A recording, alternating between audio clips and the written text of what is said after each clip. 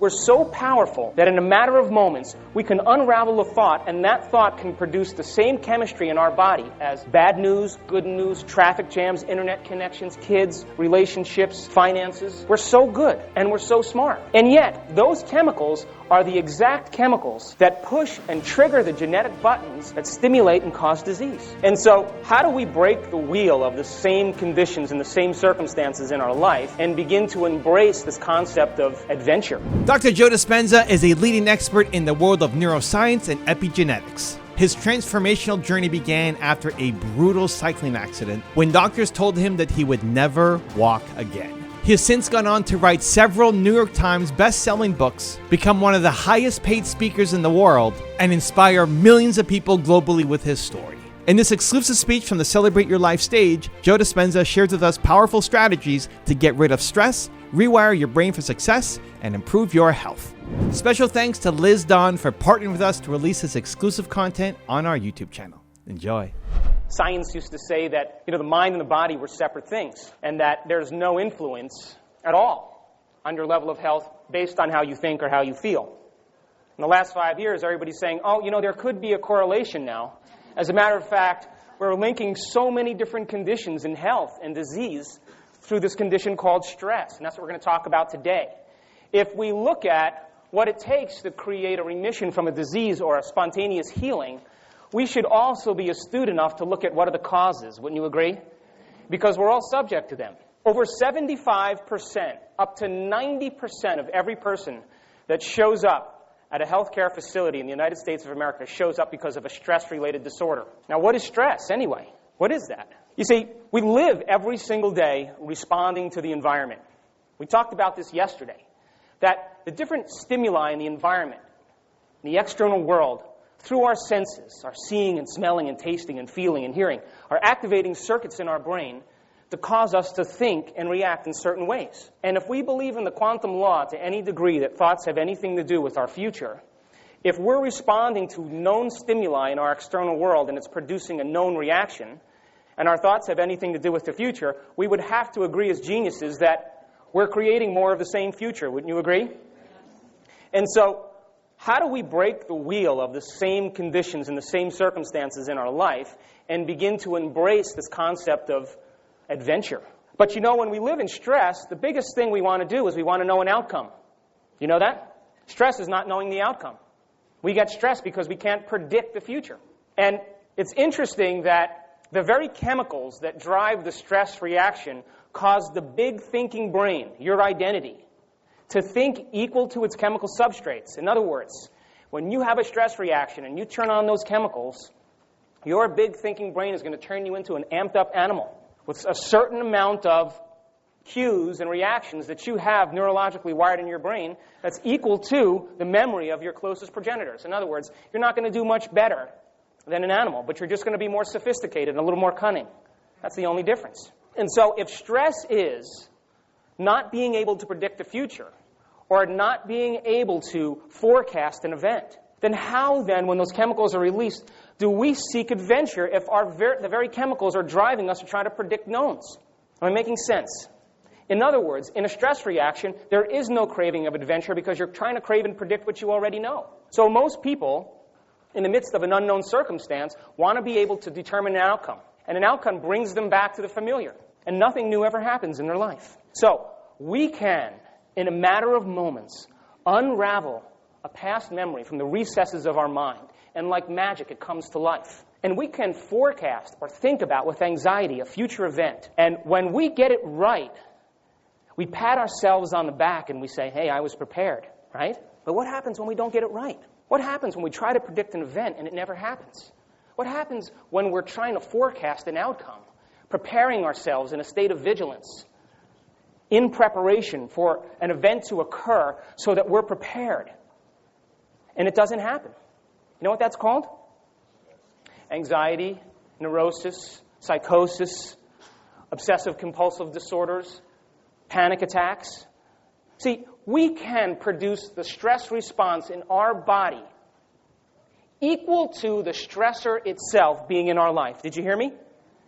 In other words, we're so powerful that in a matter of moments, we can unravel a thought, and that thought can produce the same chemistry in our body as bad news, good news, traffic jams, internet connections, kids, relationships, finances, that we don't need the external event anymore.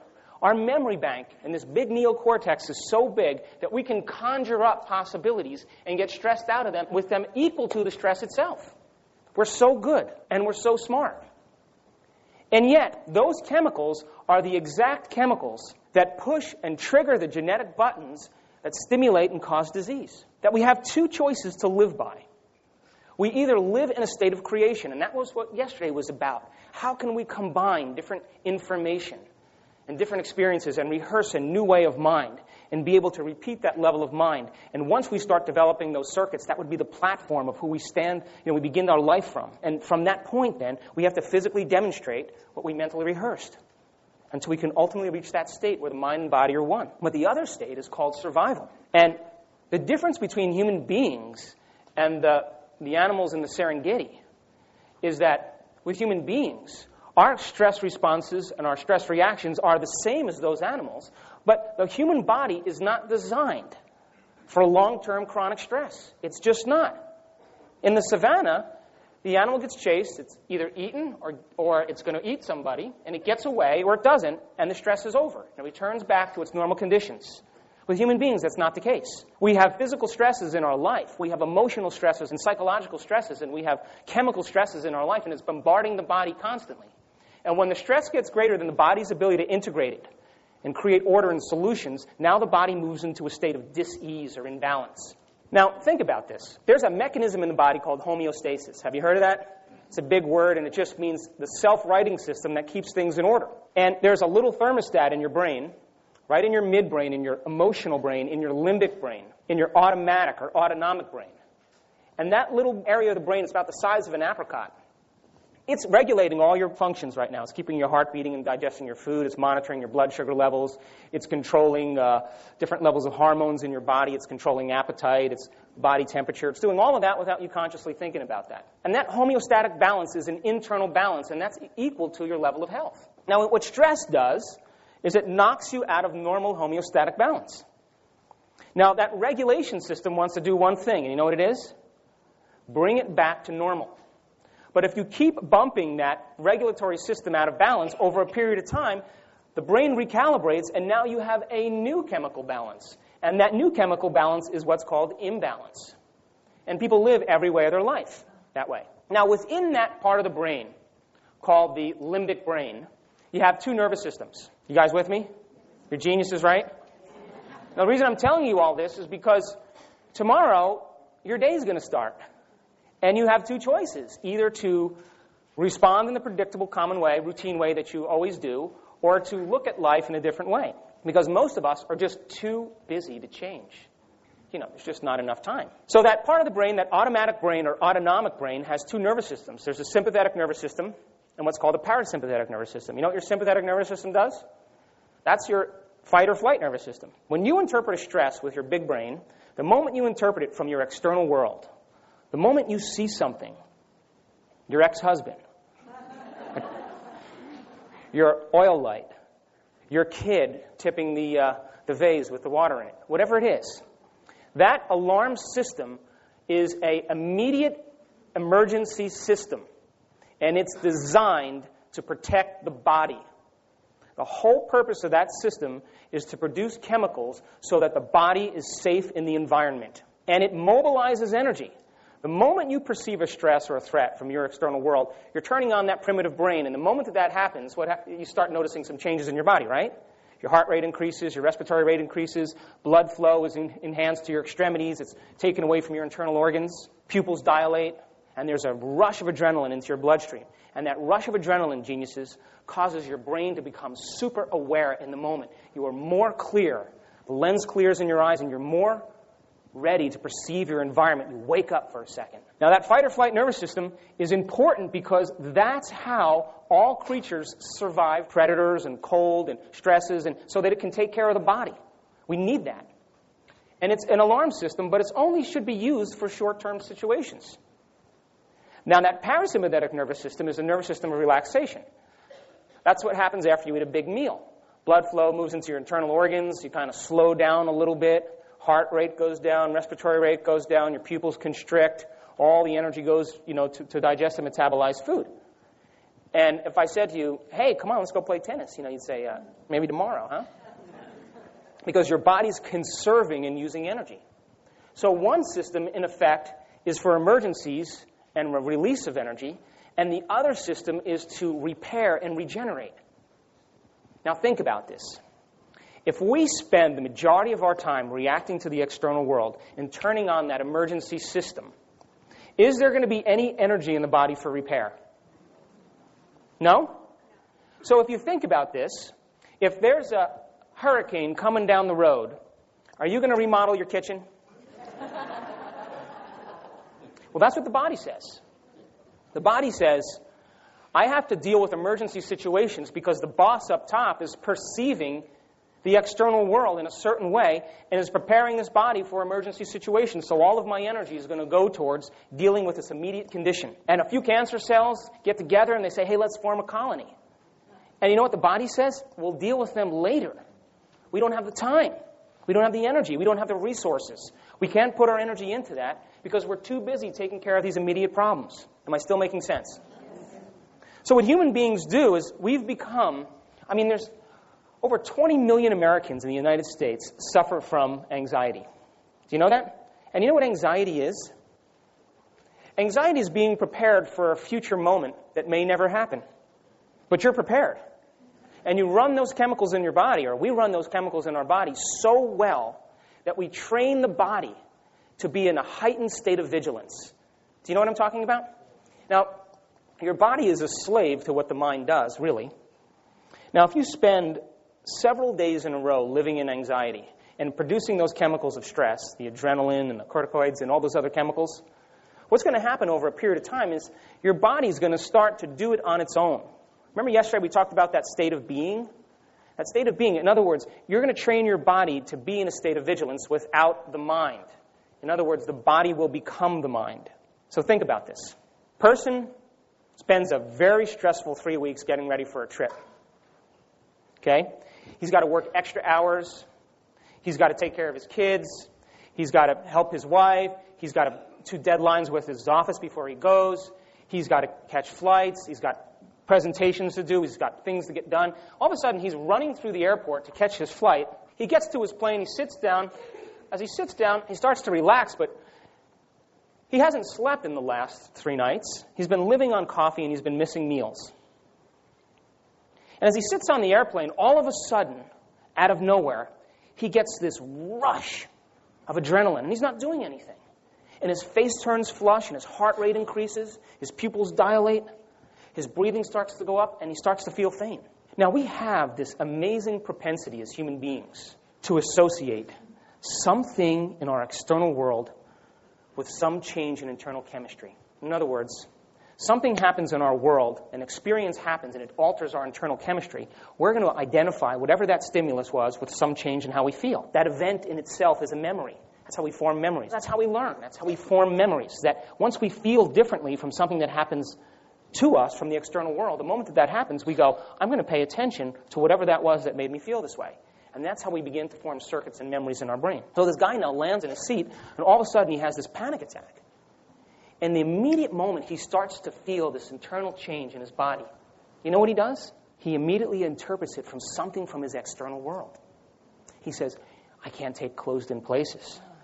I can't fly. I'm afraid of flying. This airplane is what did it to me to make me feel this way. I don't want to fly anymore. So he comes back from his trip after having 4 scotch and sodas on the plane, and he sees his doctor. Now think about this. He tells the doctor, look, I was just sitting on the plane. We were getting ready to take off. It was 10 minutes before we were to take off, and all of a sudden, I had this rush of chemistry in my body. And the doctor says, you know what that is? That's a panic attack. You had a change in brain chemistry, and it changed your physical body. And he says, oh. Now, if he intellectually knows he's having a panic attack, does that change his condition? He intellectually understands it, though, right? But it's not changing his condition at all, right? So his doctor then says, listen, I got this new medication. It releases this, it does this, it releases this, and try this. Tosses it across the table and says, try that out. If the medication works, geniuses, Is his condition healed? Why? But tell the person sitting next to you why it's not healed.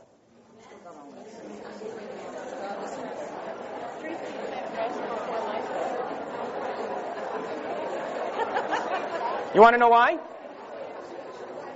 Because he will still avoid planes and he'll still avoid crowded places while he's taking the medication. So then he goes to his... Now that's a hardware problem in the brain. We're talking hardware. We're talking molecules and circuits and chemicals. The doctor tells him there's a problem with your hardware. So he doesn't believe it, so then he goes to the psychiatrist to talk to the psychiatrist. The psychiatrist is going to deal with the software problem, right? And the psychiatrist, she's going to say, well, listen, you know, when your father hit you as a kid, you put that pillow over your head, and that crowded place, you know, that simulates the womb, and you're having problems with issues with the womb. So you need, 25 sessions of rebirth. Now I'm playing with you guys now. That's a problem with the software. So if he knows then that he's been abused as a child, and he understands it intellectually, is it going to heal his condition? So what do we do? So this is pandemic in our culture. This is the subclinical conditions that drive people to alter their chemical state from something external from them. So what do? 3 drinks, something external changes my internal chemistry. I'm feeling differently now and I feel better. I'm going to associate that external stimulus with my change in internal chemistry. I think I'll have a martini or 2 martinis every night. The next person says, oh, chocolate's the solution. As soon as I had the chocolate, I felt better. This is the wrong room for that. That's a good thing. Yeah. For the next person, they pick a fight with their spouse because the rush of adrenaline from the conflict produces a high in their brain and they feel super aware. And so we start to identify with these external things that change us. Gambling, pornography, all that stuff is to make us feel differently internally. But the problem is that it wears off. You see? Then you know what you have to do next? 3 drinks, 4 drinks, more of this, bigger fight, bigger problems. And now here's the issue in this culture. The issue in this culture is very simple. It's that we're lazy. You see, when you sit down and watch entertainment, you want something to turn on the circuits in your brain so that you feel differently. That's why you do it. See? And so if something isn't going to do it to us, then it's not going to be done. So that whole concept of mental rehearsal yesterday, I talked at length about growing circuits in your brain just by thinking about it, creating a new ideal of self. That takes work because you actually have to do something. Now, back in the 1930s in the United States, there were these 2 chimpanzees in a Midwestern university that loved to attack all the other chimpanzees. They were very aggressive chimps. So what they did was they said, look, something simple we can do. We can take a little ice pick, drive it through their brain, right in the front there, and we'll just squiggle it around. And they did it, and guess what happened to those chimps? They became very docile. So at the same time, the Depression was ending in the United States, and it cost a lot of money to medicate people for antisocial personality disorders. It cost a lot of money. And these doctors got together and said, hey, it worked on the chimps. What do you think, So they started working with people that really had no family ties, and what they would do is they'd shoot them in the leg with an anesthetic, wheel them into the operating room. Softest part of your skull is right behind your eye. Slip a scalpel under their eyelid, boom, puncture it through there, and they called it the windshield wiper experiment. And they would just do the windshield wiper, derange the fibers in the frontal lobe. And they noticed a very distinct change in the people's personality. Now, I want you to think about this with me. They noticed some things that made these people become somebody else. The first thing they noticed is that they became lazy and lethargic. The next thing is that they lost their inspiration. They were uninspired. They also noticed that they had an incredible desire for sameness, routine. They loved routine. They loved to listen to the same radio stations, wear the same clothes, eat the same food, do the same things, and you've disrupted their routine in any way, they would emotionally fall apart. They also couldn't focus on single-minded tasks. They would start something, and then they would become distracted and start something else. And they failed to gain meaning out of situations. They couldn't learn anything new. And the last thing is they couldn't project into the future. They couldn't plan into the future. So if they were tying their shoelace and the shoelace broke, they would still try to tie the shoelace with the broken end. And I was doing this talk to teenagers a little ways back, and teenagers, their brain is all the blood flow is moving out of their frontal lobe. It's moving to their emotional centers because they're developing their identity. And I said, you guys, your brains are changing, and that's why you have certain things going on. I said, it's like when you put milk in the refrigerator, you always, it's like, you pour the milk out and there's no milk left in there and you put it back in the refrigerator. You don't plan for the future. And this one kid said, nah, I always leave a little bit. So, geniuses. Lazy, lethargic, uninspired, loss of initiative, desire for sameness, can't focus on single-minded tasks, no plans for the future, not learning anything new, emotional outbursts. Sound like anybody you might know? And the reason that we are this way as human beings, because the frontal lobe, as we talked about yesterday, is really the newest neurological development in human beings. It makes up 40% of our entire brain, and it is the symphony leader. It controls all the other parts of the brain because it has its hookups to the emotional centers and the rest of the brain. And it's what allows us to control our impulses. And on functional brain scans, people who have the most problems with stress and emotions have the least activity in their frontal lobe. Wouldn't that make sense? They can't control their impulses, so they have no activity in their frontal lobe. The people who have the greatest activity in the frontal lobe have more sense of calm and peace because they have more impulse control. So there's a kind of an inverse relationship. Now, when those chemicals of stress drive the big thinking brain, it turns off the frontal lobe, and what it does is it causes us to run off routine and common circuits that we've already developed. So when you're under stress, you're going to react instead of think and plan. Do you understand what I'm saying? So when they did the surveys with people with stress, they noticed also that there were common things that define the stress reaction that were common to every single person. Now, we're going to talk about those because every single one can be broken down due to the chemicals of stress. So, do you ever notice that when you're stressed, you can't think? You can't think. You can't think at all. All you can do is react and complain. Do you know why that is? Because the chemicals of stress, they have a natural propensity to flush blood to the hindbrain, to your emotional reactive brain, and away from the forebrain. So you can't think. And the chemicals of stress, the first set of chemicals are the adrenal chemicals, and the second set of chemicals are called corticoids. And those are the pain relievers, and they're natural pain relievers. So if you chase the zebra in the Serengeti, and the zebra gets attacked, and it gets injured, the cortisol takes the pain away. If the zebra runs for 15 miles and it gets away, and the pain in its legs from running is evident, the cortisol will reduce the pain. So we have these natural pain relievers. Well, cortisol is the chemical from stress that stays in the body the longest. And it's what breaks down the brain. The cortisol that affects the brain affects a part of the brain called the hippocampus. Big word. And what hippocampus does is it lays down new memories. It's the part of the brain, it's the machinery in the brain that allows us to learn new things and have a sense of adventure. Now, the cortisol breaks down the fibers in the hippocampus. And I did this experiment in Russia a ways back. They took these laboratory animals, volunteers, by the way, and they said to them, listen, what we're going to do is we're going to let you guys learn this maze, this big maze, and you guys spend a month in there, and then we're going to take you out, and we're going to radiate the hippocampus in your brain on both sides. And so they signed the paper, and they irradiated the rats' hippocampi, put the rats back in the maze, but opened up a whole new area of the maze, a whole new region for them to learn. Guess what happened? Rats never went to the new part of the maze. They kept going back to what they remembered, their past memories. Now, human beings, when cortisol is released in the brain, does the same thing. It breaks down the fibers of the hippocampus. And that means that most people will wind up craving the familiar and the known. Now, you want to know the good news?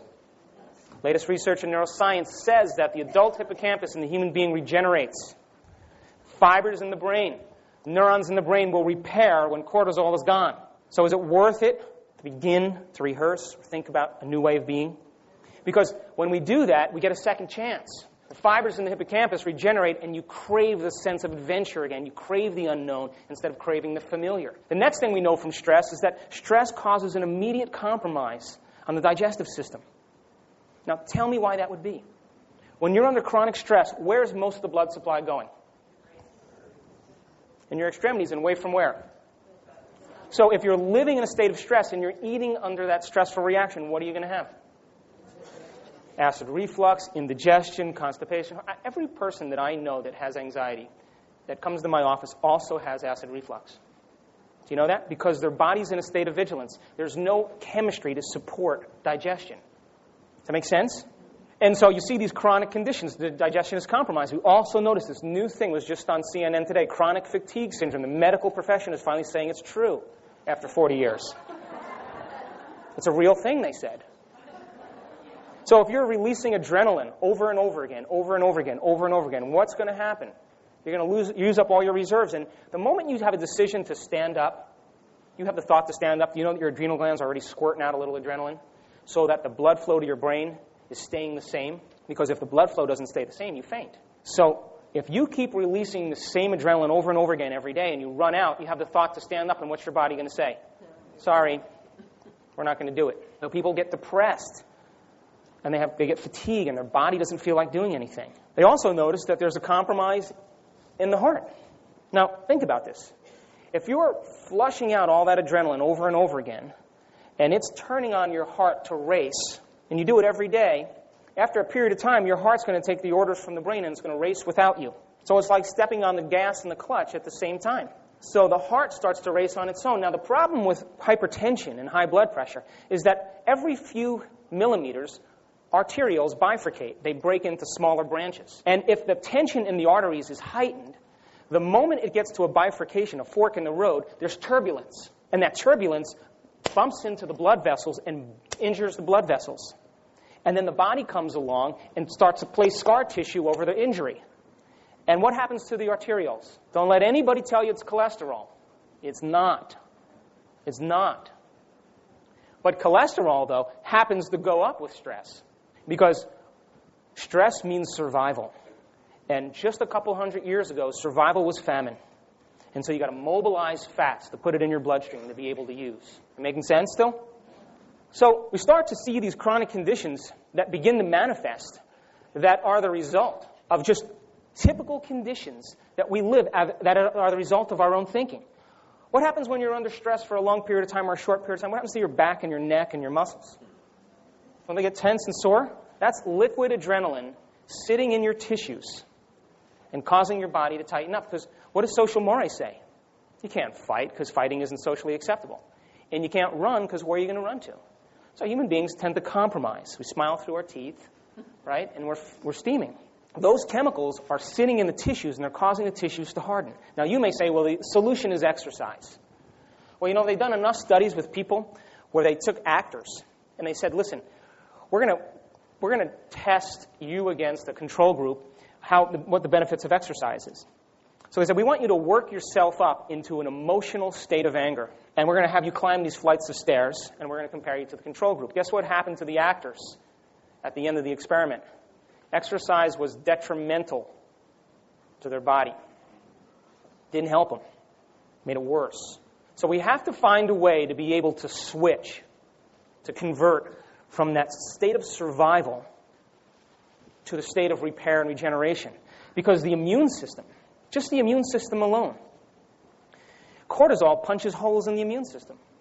And chronic stress over a long period of time will create every immune-mediated condition you could think of. The small stuff like cancer we talked about, because all the energy is going where? For immediate emergencies. And so cancer cells can get together and party, and there's just no energy to attack them. Colds, allergies, rheumatoid arthritis, diabetes, adult onset diabetes, MS, that's all immune-mediated conditions. And so we have to find a way to be able to reduce the external stimuli and begin to allow thoughts and what takes place in our mind to begin to have an effect on our physical body. And remember yesterday we talked about how every single thought we have produces a chemical. And if you have great thoughts and happy thoughts, you make chemicals that make you feel happy and great. And if you have thoughts related to feelings of sadness and unworthiness and insecurity, in a matter of seconds, your brain fabricates chemicals that makes you feel unworthy or sad or insecure. And once the body is feeling those feelings, we tend to think the way we're feeling. We start to think more insecure thoughts or more unworthy thoughts or more sad thoughts, which makes more chemicals that make us feel more insecure, which we think and feel and think, until feelings becomes the means of thinking. And when that happens, now we're caught in a state of being.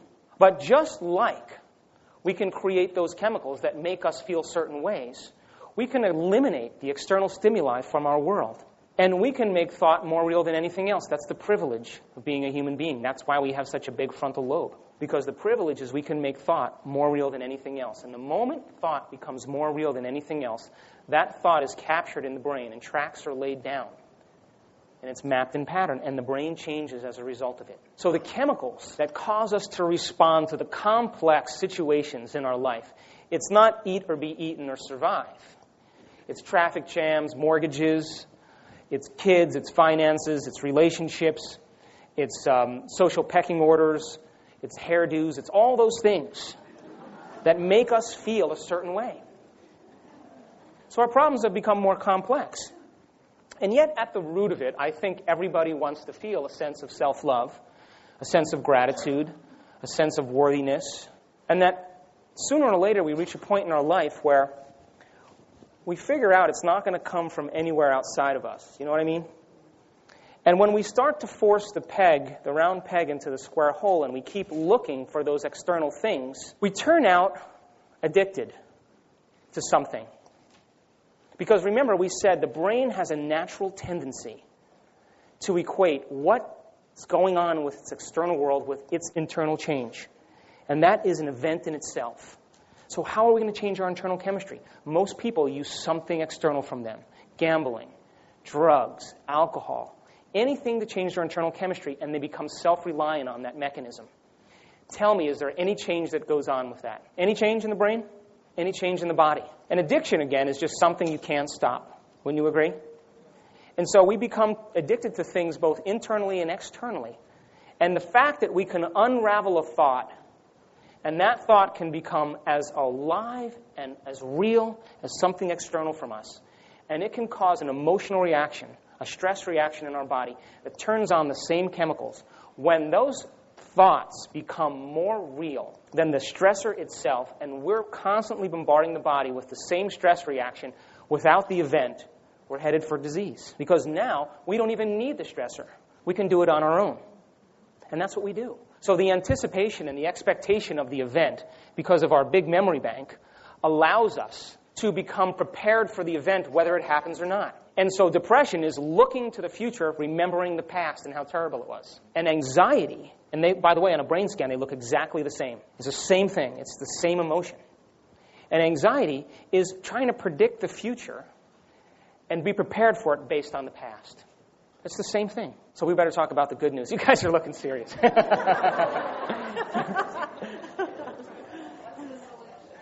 So what's the solution?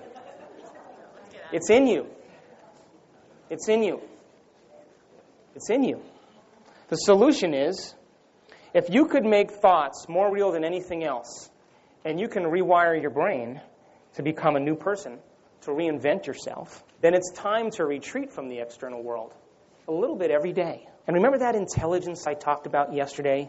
That intelligence that's keeping your heart beating and digesting your food, making 10 million cells every second while you lose 10 million. Are you thinking about any of that? 100,000 chemical reactions per cell per second. Some intelligence is giving us life, independent of how we're being. And we think we know more than it, don't we? But the solution is to establish a relationship with that intelligence. My name is Liz Dawn, and I'm with Celebrate Your Life Events. And the presentation that you've been listening to was recorded live at one of our Celebrate Your Life conferences. And this program was created exclusively for Evan's audience. And I'm super thrilled to share this information with you. So come check us out. Take a look at all of our retreats and programs and conferences that we have to offer. Click the link below, and hopefully I'll see you in person. All right, now let's get back to the presentation. Just like you have a relationship with your husband or your wife or your kids or the TV or your pain, why not develop a relationship with it? If you give it your attention and you begin to interact with it, this innate intelligence, spiritual, whatever you want to call it, if you took the time every day and interacted with it, would you think that it would begin to respond in your world? And wouldn't it be nice if you had a playful relationship with it, where you could say, show me something today that's going to excite me, that's unpredictable, that's surprising, that's going to give me the goosebumps, and let me know that it comes right from you, because you're within me and I'm connected to everything. And if I make contact with you, something should be different in my world today. And so show me a sign. Can we be that bold to ask and interact with that mind? Hello?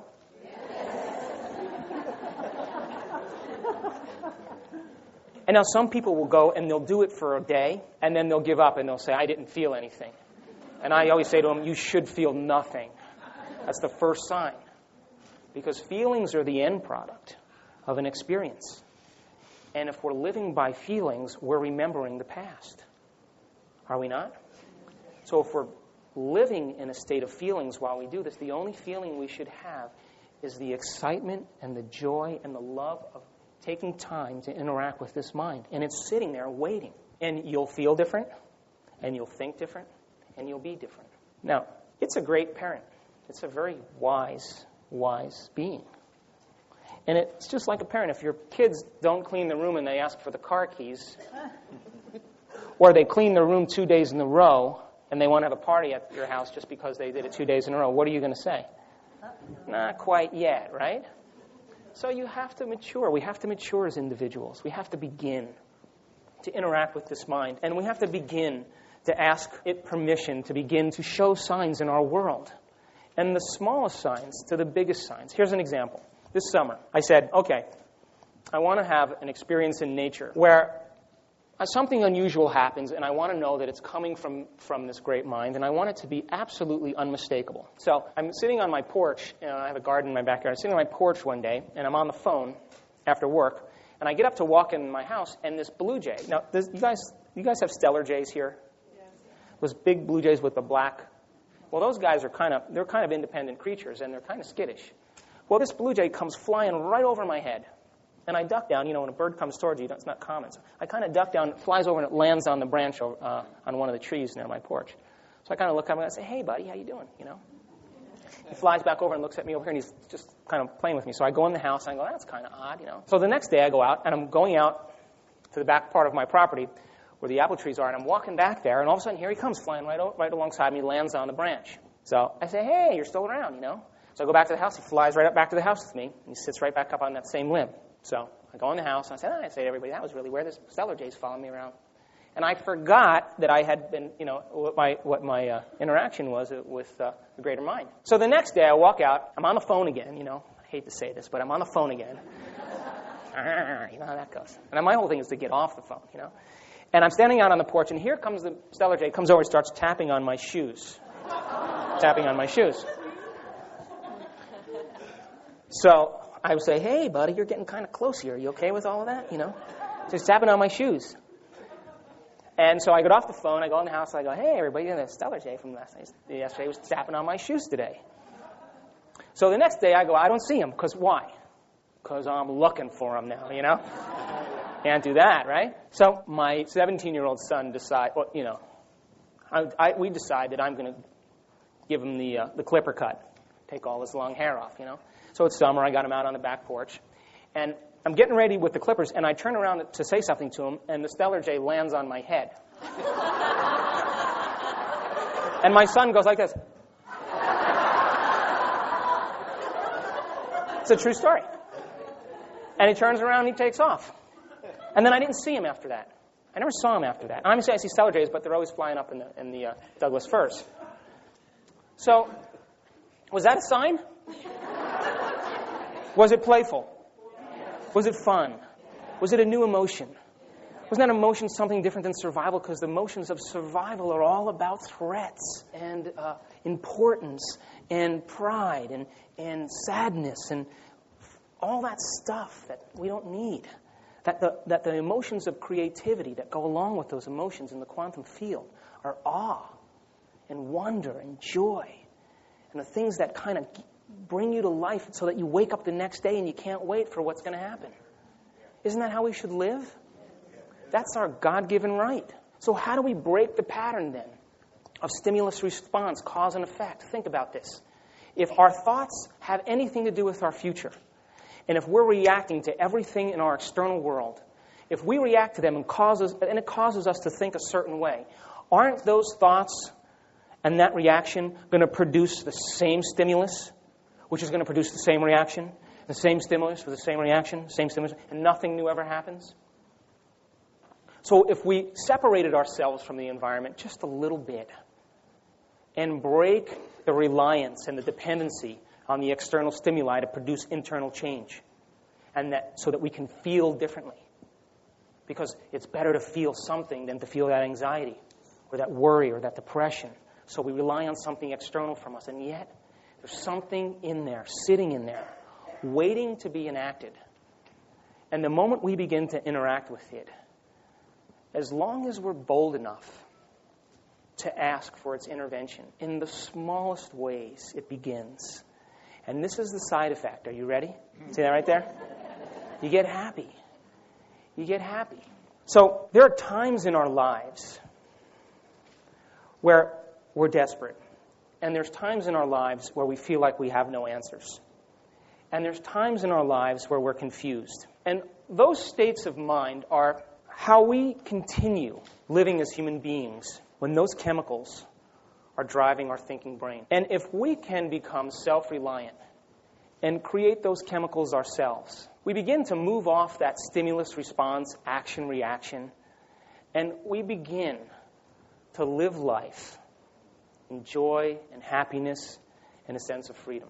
Thanks for listening. I'll take some questions now.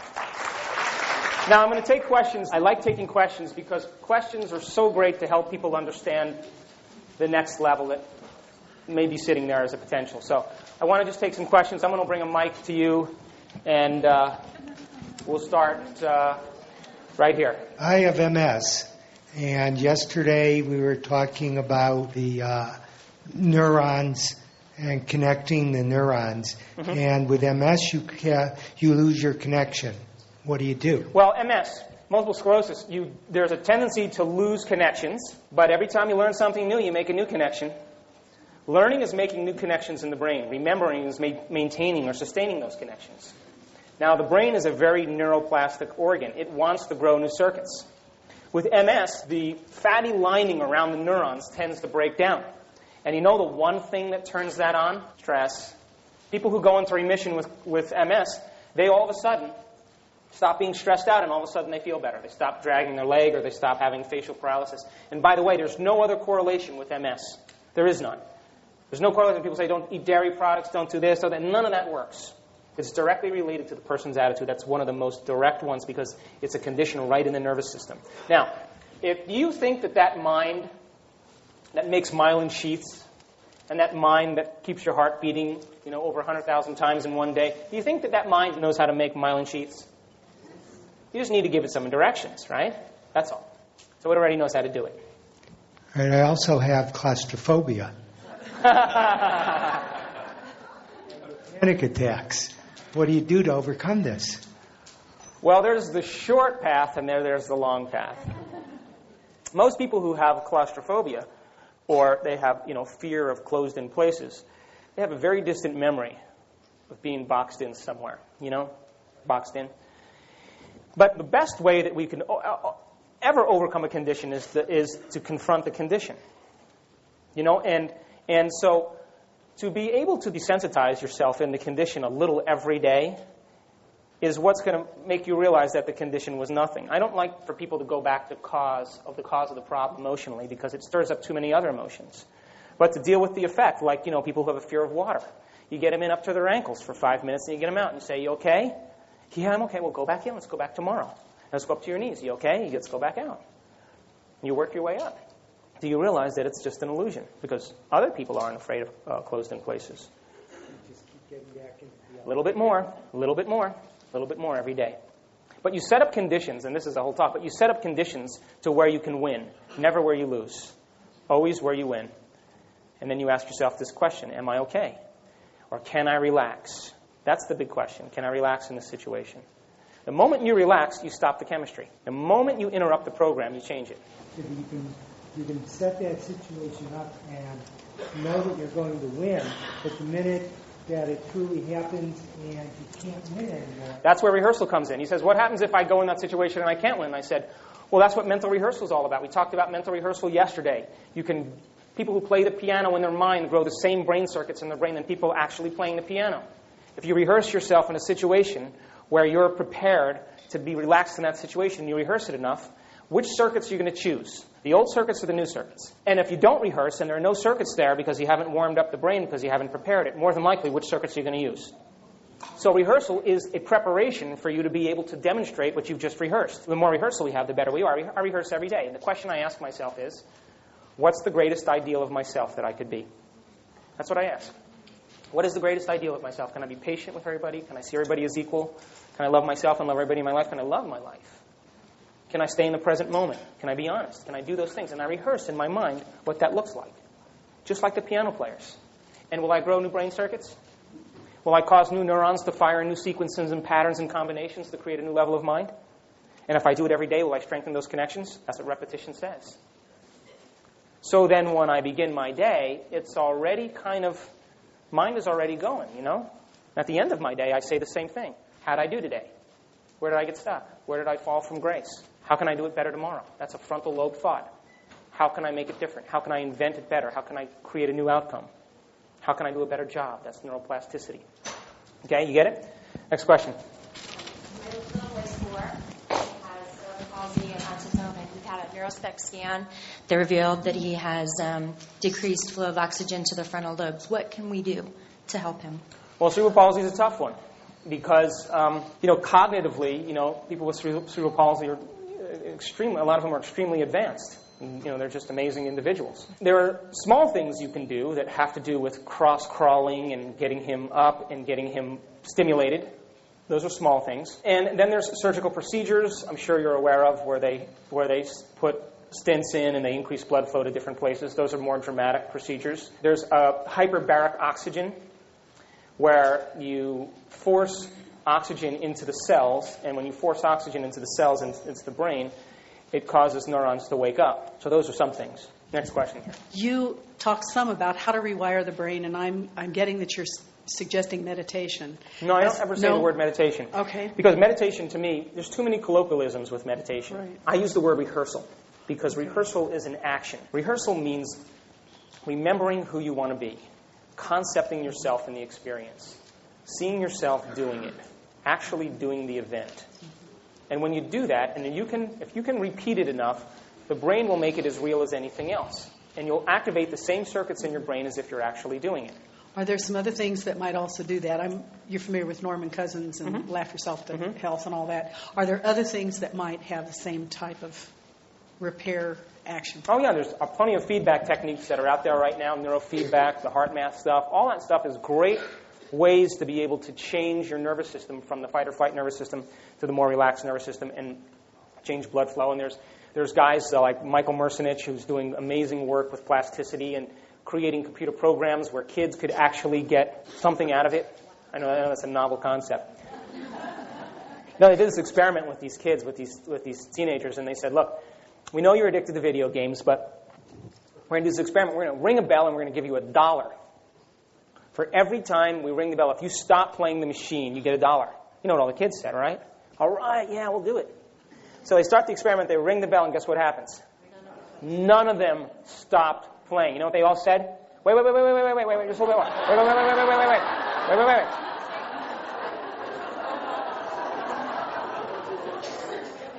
Now, you know what I'm talking about? Yes. So here's a rule of thumb with my kids. If I stand in front of the television and I go like this, and they go like that, it's over. It's over. But they did other experiments with kids. You know that every time you blow something up, and every time you kill somebody or shoot something or blah, blah, do all that stuff, you know there's a tremendous release of dopamine in your brain. You know what dopamine does? It stimulates the pleasure centers. And if you get aggressive and you got a little epinephrine going, a little adrenaline going. And what that does to the brain is it turns it on for a period of time. So the child is equating learning and accomplishing with this rush in his brain or her brain. They go to school, and it's time to learn. Now they got to use this thing instead of get something fed into their brain. And when they sit there and try to learn and they can't turn their brain on, what do you think they're going to do? They're going to get in trouble. They're going to act out. They're going to do something. And the moment they do that, what happens to their brain? Whew. There's that release of epinephrine, and they feel alive for a second. The moment they feel alive, then they're aware, and they feel like, whoa, I'm back. Problem is they got to keep upping the ante. Because in the brain, the way it works is the receptors become desensitized. That's why you got to keep doing more cocaine, because you got to keep stimulating more receptors. And it's like, what's the analogy? It's like if your spouse yells at you all the time, after a period of time, you're just going to get desensitized, right? You're going to be indifferent, so she's got to yell louder. He's got to yell louder. Well, neurons work the same way. So these kids have a hyperactive attention deficit disorder, and the reason they have it is because the way they learn is through heightened stimulation. Does that make sense? It's becoming pandemic in our culture. And that's how kids get caught in these loops. And so there isn't one type of ADD. There's all these different types of ADD depending on the person and the type. So when we start not using our brain the way it's supposed to, and we start looking for something to stimulate our brain, if we're at effect of it, we're not using the frontal lobe, because the frontal lobe is the seat of our free will. That's where the will begins to happen. One more experiment. They did another experiment where they took people who had frontal lobe damages from strokes. Now think about this. This is going to cause you to stretch here a little bit. And they said to them, okay, this is a simple task. There's no right answer or there's no wrong answer. We're going to give you a series of questions. There's two choices. You can choose either one. We don't care. And we're going to take a control group who are normal frontal lobe people, and you can choose the right answer or the wrong answer. You have a free will to choose whatever you want. You know that every person that had the lesion in the frontal lobe, like a stroke or a tumor, when they asked them to make a free will choice, they could not make the choice. They wouldn't choose. If they said to the person now, after the experiment, they said, okay, now we're going to give you the same test. There's a right answer and a wrong answer. They gave them a different test with a right answer and wrong. Guess what happened every time? They chose the right answer. Now, I want you to apply this to humanity. Do we have free will, or are we just choosing based on what we already know and think we have free will? Oh. Because free will is actually thinking outside the box of knowns, right? So we have this new machinery called the frontal lobe, and we barely use it because we're making choices based on what we're being exposed to, media and television and advertisements, and we're associating those things with free will, and it's not free will. That's why this lady was in Denver, and she stood up and she told me the story about how she went through the windshield and how she was paralyzed, and she went a fabulous story. And they gave her options of what she could do, rods and surgeries, and I'm not advising this for everybody. But when she finished the story, she said she chose none of those things. And she said something, and I said, well, that was the free-willed choice. Because she chose outside the boundaries of the familiar. And she made a decision. And when we make a decision, that's when the frontal lobe turns on. So are we making choices based on free will, or are we making choices based on knowns? That's the question we have to ask ourselves. And yet, the free thinkers in our world, the greatest thinkers in our world, in history, were always never making choices based on convention. They were making choices outside of convention and waiting for convention to change to meet them. We should never wait for science to give us permission to do the supernatural, to do the uncommon. We should go out and set the record straight and do it and be able to do it repeatedly. And once we can do it repeatedly, now science has to come and study us and say, we've got to upgrade our laws to figure out what's going on here. That's the way it should be, because if we wait for science to do it, we're making science another religion. Do you know what I mean? We have to be mavericks. Science should give us permission to do that stuff, but we should never wait for them to tell us we can or we can't. We should be mavericks and do it on our own and be able to do it consistently. It's not enough to say, oh, my Aunt Fran's going to call on the phone and the phone rings and it's her. That's not enough. You can't hang the shingle and say you're psychic. You got to be consistent and repeatable, and you got to be consistent, and it's got to be objective results. And when you're that good, then science wants to know what's going on in your brain. And now we're on the path of breaking outside of our sensory stimulation. Okay? Next question. I think part of the challenge is that many of those experiments have been done, and there's a lot of evidence, and still the body of science still doesn't want to accept it. Yeah. But my question is, the practice of yoga asana also helps move people from sympathetic to parasympathetic.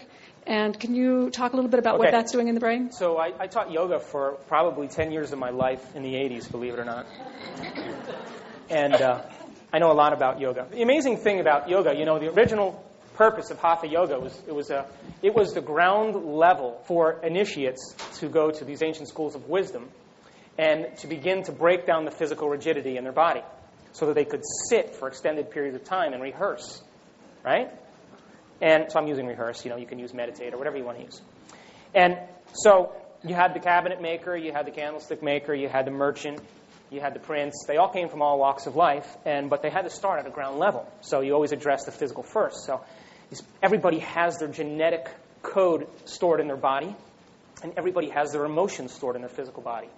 So when you do Hatha Yoga, what you're doing is you're taking energy that's congested or stalled or locked in certain areas, and you're allowing it to move by sitting in the presence of discomfort and asking yourself this question: can I relax? Can I relax? Or am I going to react and get tighter? Now, most people in the American culture, when they stretch, they're trying to stretch the way they lift weights. That's not how you stretch. When you do proper asanas and proper yoga, the exact opposite happens if it's a flexibility move, for example. You're going to sit in the presence of that discomfort. You're going to focus your mind and all of your intent on what you're doing. And what you're doing when you do that is being present with what you're doing allows the mind and the body to heal in that second. Literally change the body physiology. So most people, if you look at age is the loss of mobility, if you think about it. I always say, life is motion.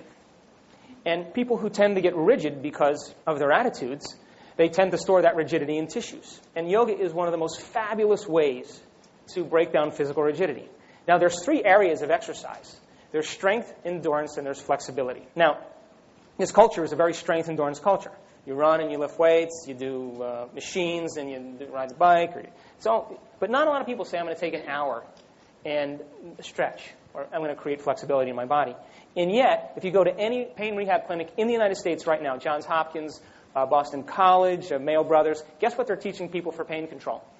Yoga. And the reason being is because when you take nerve fibers in your body and you stretch those proprioceptors, you stretch them past the limit, you're stimulating them, and that message is traveling back up to the brain, and the brain is readjusting its posture in a matter of seconds of what that new stimulation did to it.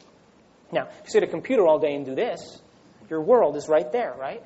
Well, you got to get back in your body before you get out of your body. You know what I mean? So yoga actually has all 3 of it: strength, endurance, and flexibility in a good yoga class. And most of my patients, I never tell anybody they have a bad back because it's not strong, or your abdominal muscles are not true. Most people have bad backs because they have inflexible backs. It's the number one reason why they have problems in their back. So yoga is a fabulous way in the beginning, and then you add the breath, and you start adding breathing techniques. Every time you breathe, you take a deep breath. You're switching the parasympathetic nervous system. That's what you're doing. And you start cascading a different set of chemicals. And when you're under parasympathetic control, you think differently. That's just the way it is. And when you're under parasympathetic, you're able to focus on more single-minded thoughts, and you get clearer, and your body and mind change. Okay, good question. Liquid adrenaline, okay. Liquid adrenaline, that's the term. And then also maybe chemicals such as Ativan. Did they change the chemical in the body, or are they more like the drugs? What was the second question, son? Ativan, such as drug chemicals that can have you relax more. Are they more like the drugs, or are they more changing the chemistry to the good side? You get it? Okay. Some tranquilizers help you relax. Okay. So let's address adrenaline. You got 2 systems at work in the fight or flight reaction. I call it the fast track and the slow track. When your big brain sees something in your environment, because it's always evaluating the environment to make sure everything's cool, and something that looks uncomfortable, you know what it's going to do, right? It's going to move away.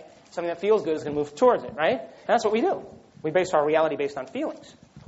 So if we see something that's a potential threat or a stress in our world, the moment we perceive it, boom, the fast track sends us through the autonomic nervous system, sends a lightning bolt down the spinal cord and right to the adrenal glands. The adrenal gland only has 1 synapse, where other organs have 2. So it's going to beat all the other organs. And boom, there's going to be a release of adrenaline, and you're going to start that fight or flight reaction. The slow track is the brain perceives something, the hypothalamus turns on, it stimulates the pituitary makes a chemical, that chemical floats in the bloodstream, makes its way to the adrenal glands, hits the witless adrenal gland, bumps it over, and now the adrenal glands start making corticoids. And those corticoids are the chemicals that start mobilizing, all these reactions that have to do with stress, making glucose and cholesterol and all that stuff. So it's a slow track. This happens minutes to hours, and the fast track happens within seconds. So that cocktail of glucocorticoids or cortisones and adrenaline are the cocktails that really break the body down in chronic long-term stress. I use the word adrenaline in a sense, but it's a British word, but it's really epinephrine is the real word, the American word that we use. But what it does then is that once it's flowing through the bloodstream, it turns on the brain because there's receptor sites in the brain for epinephrine. And guess how you start to think? In the future. Because when you're under stress, you're only worried about the body in the environment in the next moment. Which means all your attention is on time and space. And when we rehearse, or we meditate, or we contemplate, or whatever that go inward, guess what happens to time and space? Disappears. And that's why when we go inward and time and space disappears, all the circuits that have to do with the body, the environment, and time cool off, and the body's free for a few moments. And all of a sudden it can go to repair, and the other systems can turn on and start giving the thymus and the spleen new instructions to make different white blood cells to combat that infection that's been in your foot for the last 3 months. So it's a supply and demand process. Now, your second question about drugs and tranquilizers. Drugs and tranquilizers work because they cool off the circuits in the midbrain. That's what they do. They just cool them down. And yet, if we could, here's a way to explain it. Instead of tranquilizers, when you're sitting here and we're hanging out together, and we're talking, if we were to capture the electromagnetic waves made off of your brain with a brain scan like an EEG, we would see what's called beta wave activity. That's thinking. Your neocortex is, there's all this chatter going on in there, and it's producing all these weird patterns, right? If you close your eyes and roll them up, guess what happens in a matter of seconds? Just close your eyes and just took out the external stimuli. You start making alpha waves. And alpha waves are slower waves. So that means what's happening in these circuits in your thinking brain? Slowing down. Now, if you're able to stay relaxed and stay awake, now we start getting into that mystical realm, which is theta. Slow waves. When you're half awake and you're half asleep and things are, lucid? Now there's very, very little activity in the thinking brain. And when that happens, that brain that's going to make the natural tranquilizers, the natural chemicals, very strong chemicals that come off of the melatonin molecule, will start to make you calm. Because melatonin keeps changing into other very strong molecules that control brain chemistry. Most of the time, most people that live in stress, we just go serotonin, melatonin, but it can keep going and keep changing. So we have our own natural tranquilizers. That's the point. Is it important for certain people to take them? Absolutely.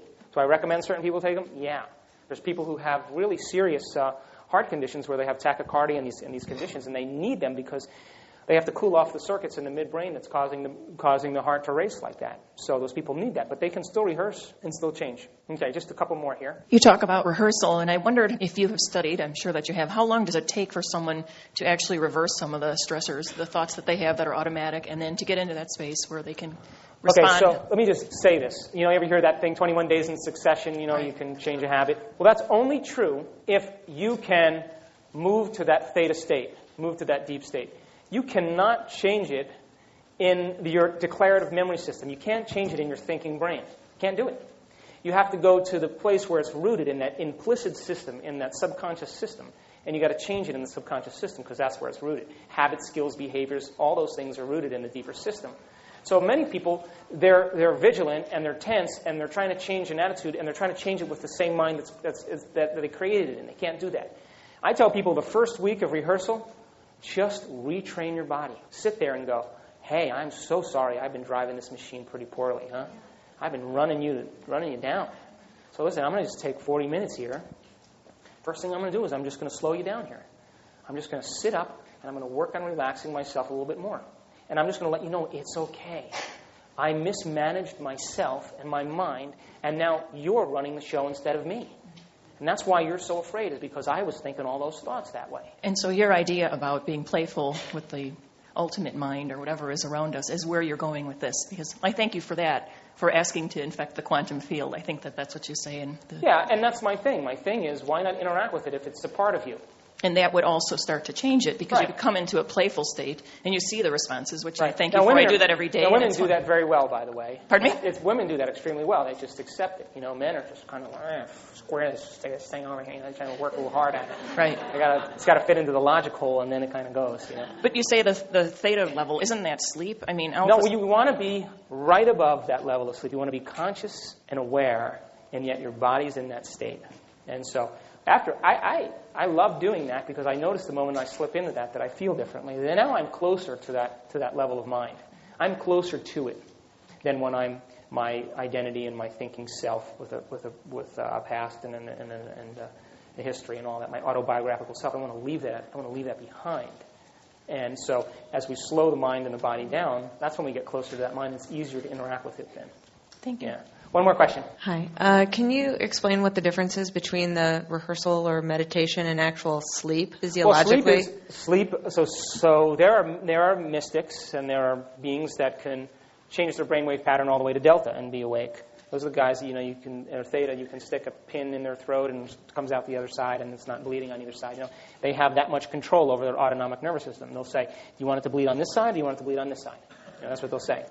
Whether you want the heart rate to go up on this arm and down on this arm, or down on this arm and up on this arm. How do you want me to, that? So they've developed autonomic control. And the way you develop autonomic control is you got to get out of this, So you know how you can control your bladder? And you know how I say, think about the dryness around your lips and kind of like even an urge to swallow. The next thing you know, you're swallowing. Well, that's an autonomic function that you have voluntary control over. Well, you can develop voluntary control over many different things. And there's computer programs now that teach people how to do it, and there's some really good ones. When you're in sleep, what happens is that there's no activity in the neocortex except when you dream.